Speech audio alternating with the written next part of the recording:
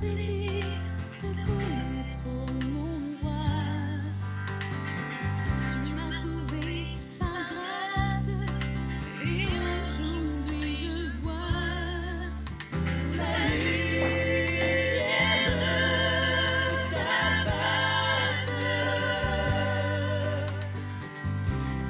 Oh Yeshua, descendu jusqu'à nous, dans le ciel pour être un homme comme nous.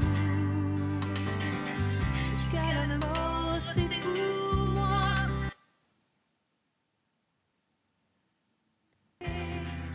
Par ton sang, tu m'as racheté. Yeshua,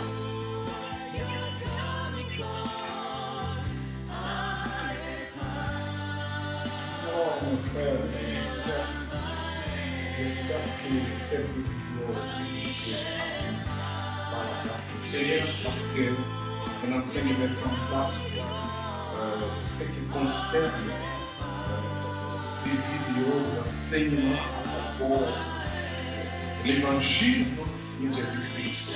Ce qui concerne l'évangile de Christ, ça veut dire les résultats de la foi. Les résultats de la foi qui se trouvent dans la grâce. La grâce, c'est une thématique cachée de l'évangile de Christ. Souvent, on utilise cette thème de la grâce comme quelque chose de passager. Mais c'est là où se trouve la révélation. C'est là où se trouve les saluts, les résultats de ta foi. Tu ne peux pas dire que tu as la foi en Christ si la grâce, si tu ne te reposes pas dans la grâce. Donc, on va développer par rapport à ce thème d'ici à quelques minutes, qui dit à tout de suite, ici à quelques minutes.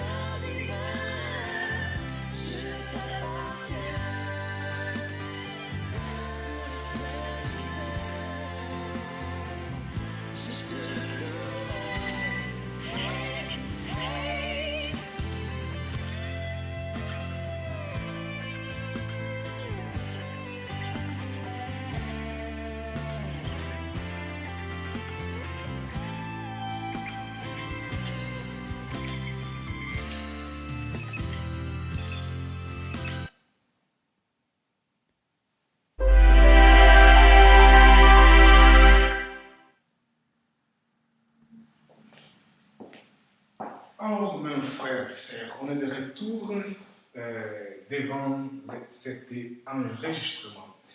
Que la paix du Seigneur Jésus-Christ soit avec toi. Et on espère vraiment au fond de notre cœur que le Seigneur puisse t'aider par rapport à des vidéos qu'on met en place, par rapport à des enseignements que vous suivez de plus en plus dans notre chaîne Clé Son Ministry.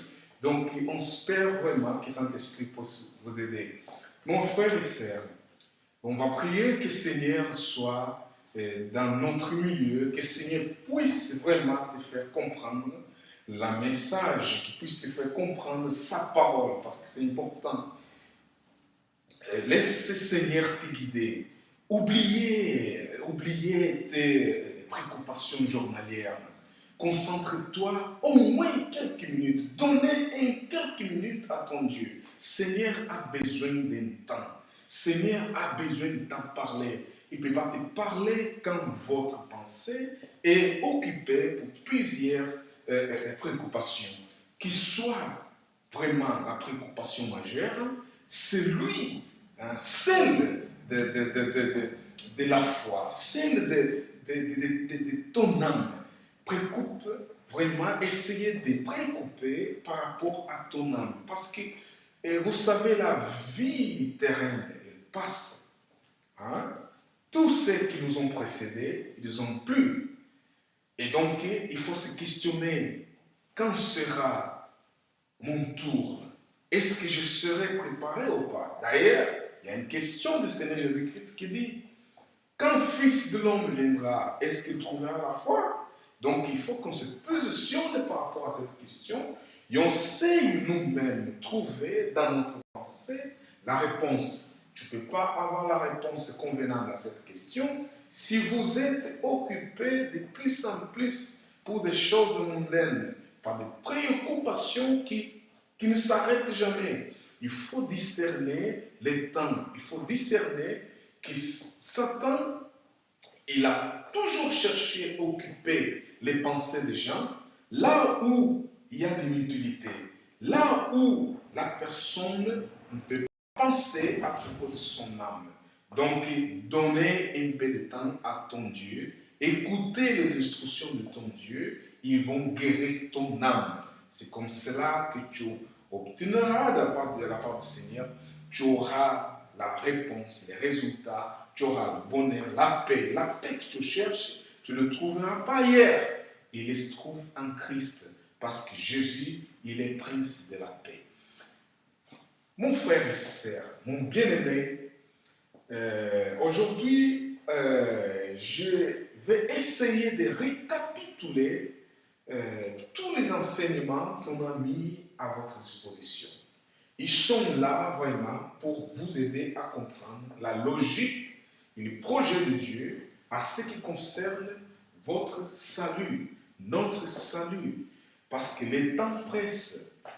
Christ, il est à la porte. Donc, il faut se questionner où se trouve normalement, actuellement, ta foi. Est-ce qu'elle est une foi vivante? Est-ce qu'elle est une foi qui a des œuvres ou seulement une foi de croire en des mots et pas des œuvres? C'est ça que le Seigneur veut nous questionner. L'autre fois, l'autre enseignement, on a mis en place les enseignements concernant la grâce. Vous savez que la thématique de la grâce aujourd'hui, il est mal interprété. Il y a ceux qui disent que la grâce, c'est une doctrine, c'est un enseignement qui permet les gens de faire ce qu'ils veulent parce qu'ils sont dans la grâce. Souvent, c'est une argumentation faite pour ceux qui n'ont pas la connaissance, la pleine connaissance de la grâce. Sache que sans la grâce, tu ne seras pas sauvé. Sans la grâce, tu ne verras pas le royaume de Dieu. Sans la grâce, ta foi, elle est morte parce que c'est une foi sans œuvre. Aujourd'hui, on essaie de se justifier par ce qu'on fait pour mériter le salut. On essaie de se justifier par ceux qu'on dise pour se qualifier. Vous savez qu'il y a plusieurs critères qui sont mis aujourd'hui dans la religion pour faire croire les gens qui, en pratiquant ces critères, ils verront le royaume du ciel. Mais l'essentiel de l'évangile de Christ, il est mis à côté pour s'adapter à des dogmes mis en place par la religion, par rapport à des doctrines qui sont mises en place. Mais je veux essayer par l'amour de notre Seigneur Jésus-Christ et pour cette grâce qu'il nous a fait pour pouvoir connaître cette révélation. Parce que c'est une révélation. Tu ne peux pas arriver à la connaissance de la grâce que ce Seigneur ne t'a pas révélé. C'est pour cela que nous voyons aujourd'hui ce qui concerne la grâce de Christ. La grâce de Dieu en Christ, aujourd'hui, est interprétée à moitié. Donc, les gens disent, par exemple, quand vous êtes guéri, c'est la grâce. Bien sûr, c'est la grâce. Les gens disent, quand vous êtes touché par Dieu et transformé ta vie, c'est la grâce. Il s'arrête là. Après, il vous remet de nouveau à des habitudes de la loi, des habitudes, des dogmes, des habitudes de justification. Ça veut dire, l'objectif c'est de dire, c'est pour soi, tu seras sauvé par ce que tu fais. Vous voyez? Et à partir de là, il vous met devant un programme de salut. Il y a ceux qui sont faits spécialistes dans les généalogies afin de savoir d'où viennent des problèmes de ta vie. Il y a ceux qui même, ils ont arrivé à aller chercher des esprits d'adivination pour essayer de vous faire croire que c'est Dieu qui vous révèle, qui vous dit ce qui se passe dans votre vie. Mon ami, mon frère, vous n'avez pas besoin de ça parce que vous avez la parole de Dieu. Regardez bien où il y a normalement la concentration, la vie spirituelle, la vie, disons, chrétienne dans cet endroit est concentrée à des seulement, disons, révélations. Dieu a révélé ça à propos de ta vie, etc., etc. Si vous voyez vraiment que dans cet endroit, il n'y a que ça qui prévalesse et pas la parole de Dieu, faites attention.